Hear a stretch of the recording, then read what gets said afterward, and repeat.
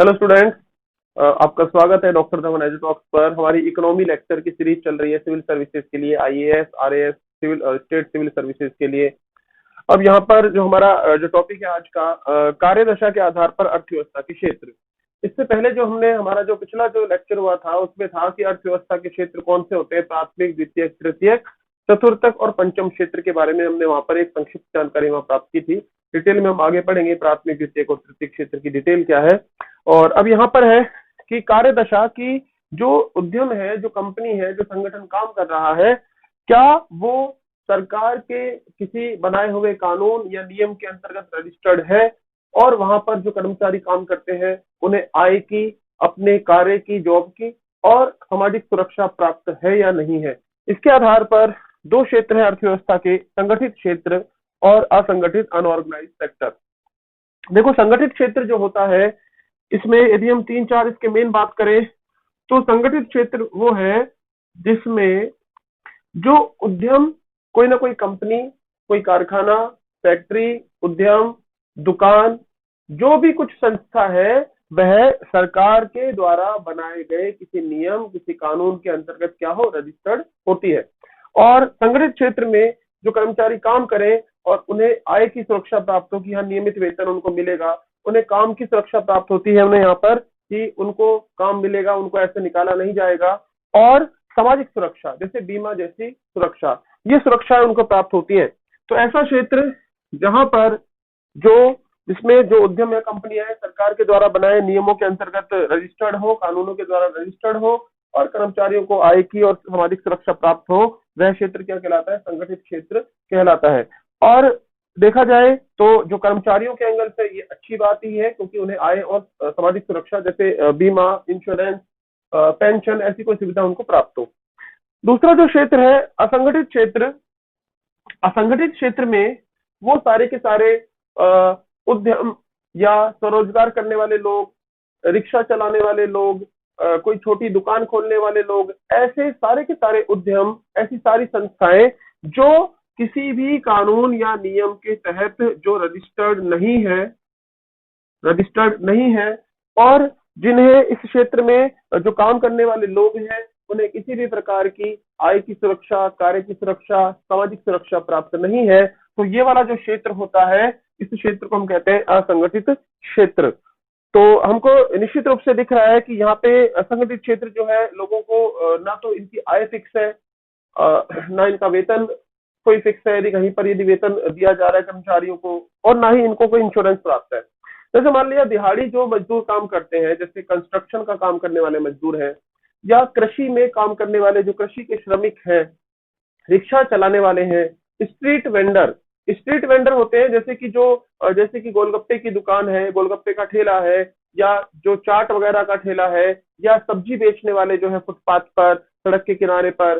तो ये सारे के सारे लोग जो है ये किसमें आ रहे हैं, असंगठित क्षेत्र में आ रहे हैं। प्लस ऐसी कोई छोटी दुकान, कोई भी ऐसा स्वरोजगार जो रजिस्टर्ड नहीं हो, सबके सब आएंगे असंगठित क्षेत्र में।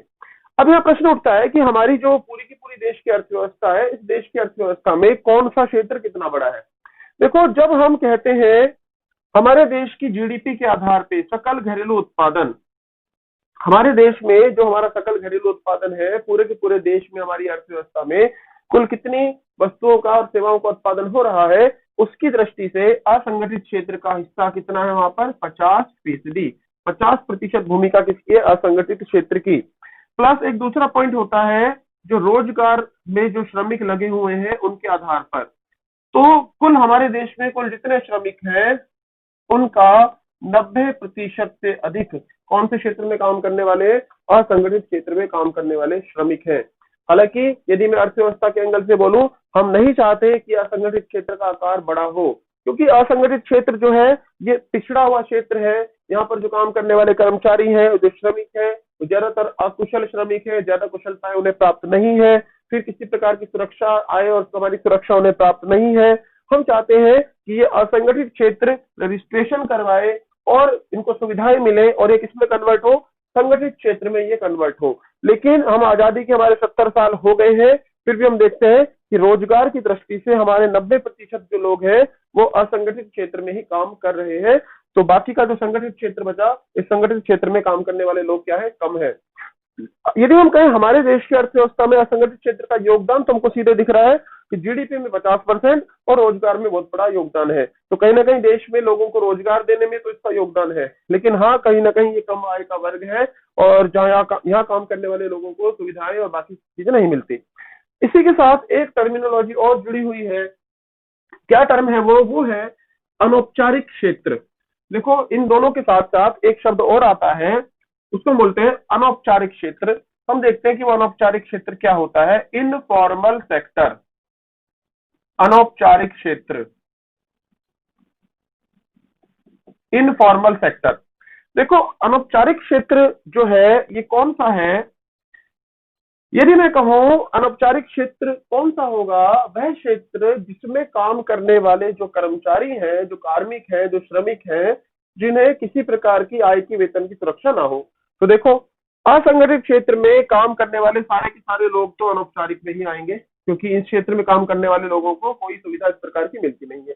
लेकिन ये जो संगठित क्षेत्र होता है, आज के समय पर संगठित क्षेत्र का भी कुछ हिस्सा ऐसा होता है जहां पर कहीं ना कहीं कौन सी पद्धति आ गई है, ठेका पद्धति आ गई है, या वहां पर कॉन्ट्रैक्ट के कर्मचारी रखे जाते हैं और इनको किसी प्रकार की जॉब की सिक्योरिटी, आय की सिक्योरिटी और जो बीमा संबंधी प्रावधान या सुविधाएं उनको नहीं मिल पाते। तो देखो संगठित क्षेत्र का भी कुछ हिस्सा कैसा काम कर रहा है, अनौपचारिक काम कर रहा है, और उस क्षेत्र में काम करने वाले जो कर्मचारी होंगे, जो श्रमिक होंगे, वो अनौपचारिक क्षेत्र के श्रमिक ही कहलाएंगे। इसी तरीके से पूरा का पूरा असंगठित तो अनौपचारिक है ही है।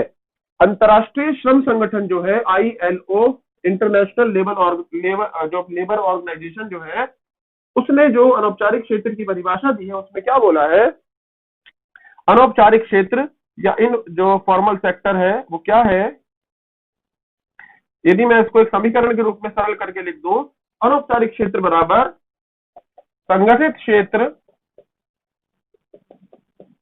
प्लस, देखो असंगठित क्षेत्र, अनौपचारिक क्षेत्र बराबर है असंगठित क्षेत्र प्लस संगठित क्षेत्र का वह भाग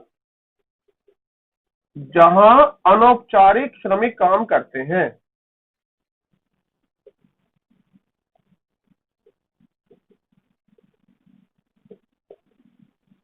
देखो अनौपचारिक हो गया, असंगठित क्षेत्र, अनऑर्गेनाइज सेक्टर, पूरा का पूरा वो तो अनौपचारिक में है ही, प्लस संगठित क्षेत्र का भी वो हिस्सा जिसके अंदर अनौपचारिक काम होता है, अनौपचारिक श्रमिकों से काम लिया जाता है। जैसे हम देखते हैं आजकल बहुत सारे सरकारी कार्यालयों में भी कॉन्ट्रैक्ट पर कर्मचारियों को रखा जाता है।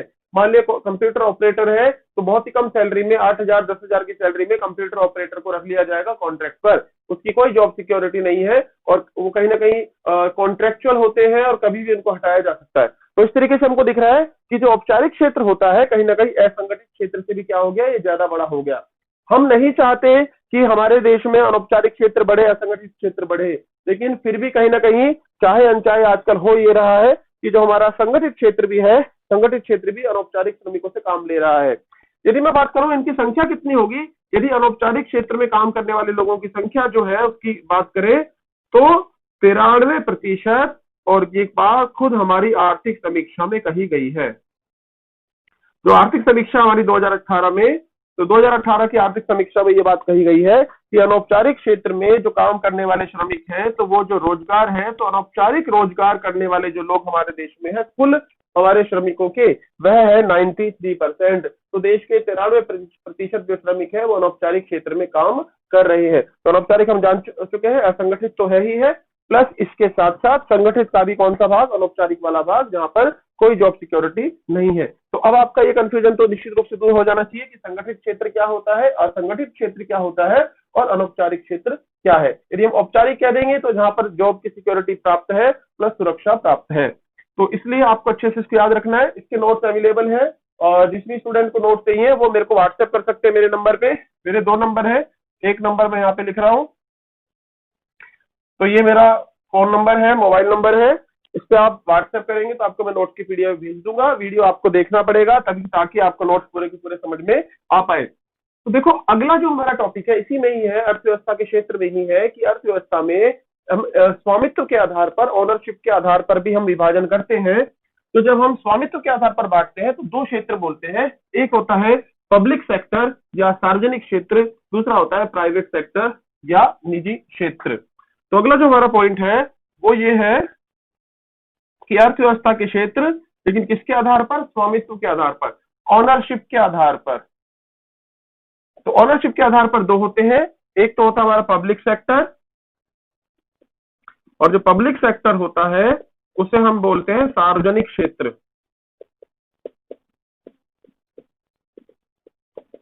और ये सार्वजनिक क्षेत्र क्या होता है? ये जो हमारा सरकारी क्षेत्र है इसमें सरकारी कंपनियां आती हैं, वो है सार्वजनिक क्षेत्र, सरकार के द्वारा संचालित होता है यह सरकारी क्षेत्र। दूसरा जो है उसको बोलते हैं प्राइवेट सेक्टर। और ये प्राइवेट सेक्टर किसके द्वारा संचालित होता है? यह निजी क्षेत्र का ही इस पर स्वामित्व होता है और निजी क्षेत्र के द्वारा ही संचालित होता है। एक बार फिर से देखते हैं, पब्लिक सेक्टर सार्वजनिक क्षेत्र कहलाता है, सरकारी कंपनियां आती है इसके अंदर और इसका स्वामित्व किसका होता है? सरकार का स्वामित्व होता है। और दूसरा हमारा प्राइवेट सेक्टर, इस पर किसका स्वामित्व है? निजी क्षेत्र का स्वामित्व है। आज के समय पे क्या हो रहा है कि सरकारी जो कंपनियां हैं, इस सरकारी कंपनियों में भी बहुत सारी हिस्सेदारी किसको बेची जाती है? प्राइवेट को बेची जाती है। देखो मान लिया कि कोई कंपनी है, उस कंपनी में क्या कर रखा है कि मान लिया कंपनी का 51% जो हिस्सा है, 51% शेयर जो है वो तो किसका है? कम से कम सरकार का, और 49% किसका है? निजी का।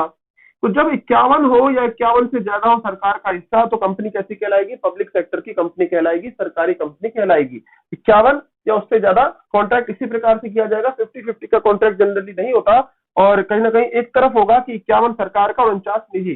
तो ये सरकारी कंपनी। अब निजी कंपनी कोई है, हो सकता है 100% निजी हो, लेकिन ऐसा भी संभव है कि एक कंपनी है जैसे कि दिल्ली की बिजली कंपनियां, वहां पर 51% तो है प्राइवेट और वहां पर 49% जो है वो है दिल्ली सरकार।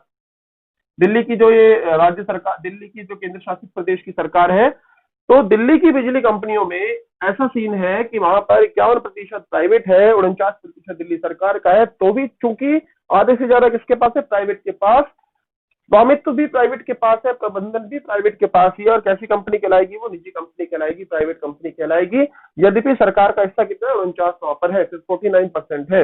निश्चित रूप से सरकार को 49% के हिसाब से प्रॉफिट शेयर मिलता रहेगा, जो भी लाभ में भागीदारी होगी सरकार को मिलेगी 49% के आधार पर। लेकिन कहीं ना कहीं डिसीजन मेकिंग में और जो प्रबंधन है वहां पर सरकार की भूमिका कहीं ना कहीं प्राइवेट सेक्टर से क्या आ गई है? नीचे आ गई है। प्रबंधन में तो सीधे सरकार भागीदारी कर भी नहीं रही है, वहां पर सिर्फ यह कि ऑनरशिप 49% है, तो डिसीजन मेकिंग में कहीं ना कहीं सरकार की भूमिका रहेगी प्रतिशत के आधार पे।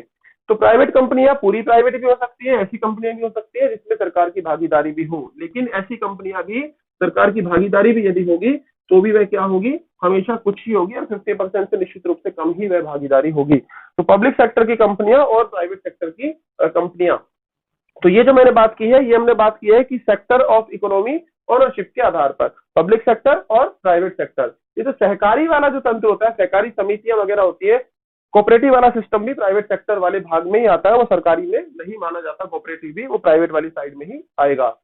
तो स्टूडेंट्स मेरा जो यहाँ तक हमने बात की सेक्टर्स ऑफ इकोनॉमी, अगला जो मैं वीडियो बनाऊंगा उसमें हम बात करेंगे फिर से कि प्राथमिक क्षेत्र की, भारत की अर्थव्यवस्था में प्राथमिक क्षेत्र की क्या भूमिका है, और प्राथमिक क्षेत्र में कौन क्या समस्याएं वहां पर विद्यमान है, और सरकार द्वारा क्या मेन वहां पर योजनाएं प्राथमिक क्षेत्र को बढ़ावा देने के लिए चलाई जा रही हैं। फिर उसके बाद हम द्वितीयक या उद्योग क्षेत्र की बात करेंगे, और फिर सर्विस सेक्टर की बात भी होगी। तो अभी तक के जो मेरे वीडियो हुए हैं, ये 5वां वीडियो है, तो आप सभी वीडियो को देखें ताकि आपका एक क्रम जो है, तैयारी का क्रम एक सिस्टमेटिक तरीके से चल सके। ठीक है स्टूडेंट्स, मिलते हैं फिर अगले वीडियो के साथ।